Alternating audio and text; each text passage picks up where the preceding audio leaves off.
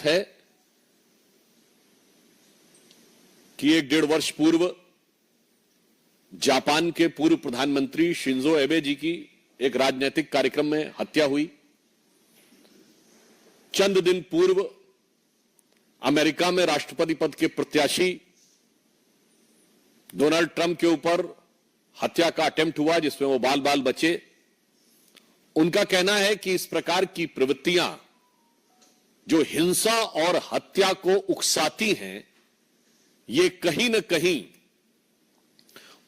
उन बयानों से प्रेरित हो जाती हैं जहां राजनीतिक दल अपने तात्कालिक राजनीतिक स्वार्थ में, शॉर्ट टर्म पॉलिटिकल बेनिफिट के लिए हिंसा और हत्या के शब्दों का प्रयोग करना चाहते हैं। एक दुखद परंतु चिंताजनक बात यह है कि प्रधानमंत्री श्री नरेंद्र मोदी जी के विरुद्ध इस प्रकार के शब्दों का प्रयोग, और मैं साफ शब्दों में कहूंगा हिंसा के लिए उकसाने वाली भाषा निरंतर प्रयोग की जा रही है। अभी आपको ध्यान हो, कांग्रेस के नेता प्रतिपक्ष राहुल गांधी जी ने चुनाव प्रचार के दौरान पिछले वर्ष कई बार अपमानजनक शैली में मोदी जी के लिए मारना, डंडे मारना इत्यादि शब्दों का प्रयोग किया। यहां तक उन्होंने बोला कि अगर काफिले पे कुछ फेंका गया तो कुछ और फेंका जा सकता है, यानी फेंका जाना डर के समाप्त होने का प्रतीक है। इसका मतलब कि किसी भी नेता के काफिले के ऊपर कुछ भी होना चाहिए। याद करिए कि जिस समय प्रधानमंत्री जी पंजाब के दौरे पे गए थे 2021 में, जिस ढंग से उनके सुरक्षा घेरे को तोड़कर उनकी सुरक्षा के लिए एक बहुत खतरनाक स्थिति का निर्माण किया गया था। और इतना ही नहीं है, हम बहुत साफ शब्दों में कहना चाहेंगे कि मौत और हिंसा जैसे शब्दों का प्रयोग बयानों में नहीं होना चाहिए। क्या यह सत्य नहीं है कि कांग्रेस के कई वरिष्ठ नेताओं ने मोदी जी के लिए इस प्रकार की मौत और उस प्रकार की मौत जैसे शब्दों का प्रयोग किया? छुटभैये नेता नहीं थे, कांग्रेस के पूर्व केंद्रीय मंत्री जैसे लोग थे। क्या कब्र खुदेगी, मर जा जैसे शब्दों का प्रयोग किया गया, सर फोड़ देंगे ऐसे शब्दों का प्रयोग किया गया। और यह बात सिर्फ आज की नहीं है, यह विगत लंबे समय से चली आ रही है। मोदी जी के लिए जिन लोगों ने बोटी बोटी काटने जैसे शब्दों का प्रयोग किया, वो दूसरी पार्टी से लाकर आज कांग्रेस पार्टी के सांसद बन चुके हैं। और मैं ये भी बात दुख के साथ और गंभीरता के साथ कहना चाहूंगा, किसी नेता के लिए मौत के शब्द का प्रयोग सबसे पहले 2007 में सोनिया गांधी जी ने मौत के सौदागर शब्द के रूप में किया था। हमने कभी जब आपातकाल में संविधान की हत्या हो गई थी तब भी कभी श्रीमती इंदिरा गांधी जी की मौत की कामना या मौत जैसे शब्द का प्रयोग नहीं किया था। और मैं यह भी बताना चाहता हूं कि यह राजनीति राष्ट्रीय सुरक्षा के खिलवाड़ के साथ बहुत लंबे समय से होती आ रही है।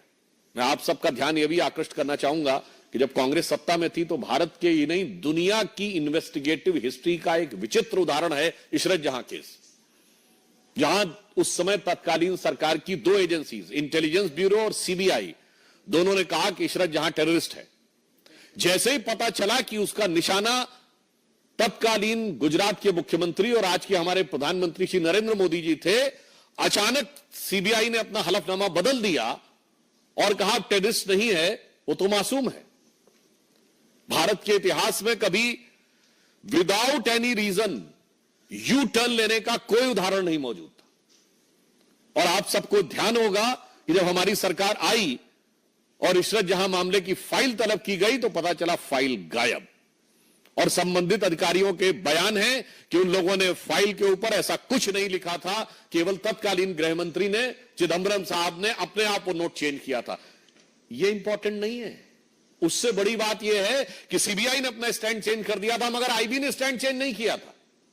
यानी आईबी पहले भी मान रही थी कि इशरत जहां टेररिस्ट है और बाद में भी मान रही थी इशरत जहां टेररिस्ट है। सीबीआई पहले मान रही थी टेररिस्ट है मगर बाद में कहने लगी नहीं है। अर्थात दुनिया के इतिहास का इकलौता उदाहरण जहां एक ही सरकार की 2 एजेंसीज एक दूसरे के खिलाफ खड़ी हैं।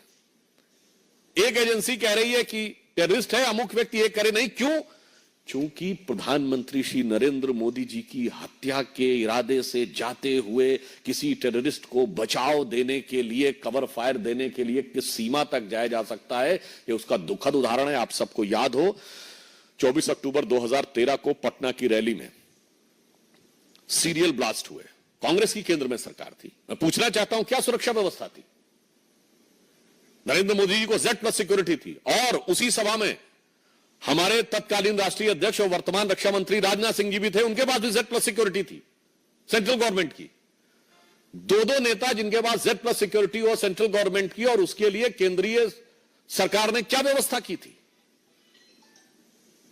इसलिए सुरक्षा और नेताओं की जान की कीमत पर राजनीति होनी चाहिए। इसके उलट हम बताते हैं, राहुल गांधी जी की यात्रा निकली, उनके पास भी Z+ सिक्योरिटी है।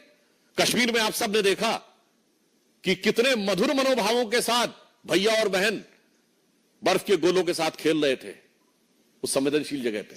केंद्र सरकार ने व्यवस्था सुनिश्चित की। मणिपुर जैसी जगह पे जहां इतना संवेदनशील है, उनकी यात्रा निकली और पूरा रूट सैनिटाइज करना और सारी व्यवस्था सुनिश्चित की गई। इसलिए मैं कहना चाहता हूं कि भारत की राजनीति में राजनीति अपनी जगह है, नेताओं के साथ प्रतिस्पर्धा अपनी जगह है, मगर प्रधानमंत्री श्री नरेंद्र मोदी जी के विरुद्ध जो राहुल गांधी ने शब्द बोला था संसद में, मैं याद दिलाना चाहता हूं, हिंसा हिंसा हिंसा, हत्या हत्या हत्या जैसे शब्दों का प्रयोग बंद होना चाहिए।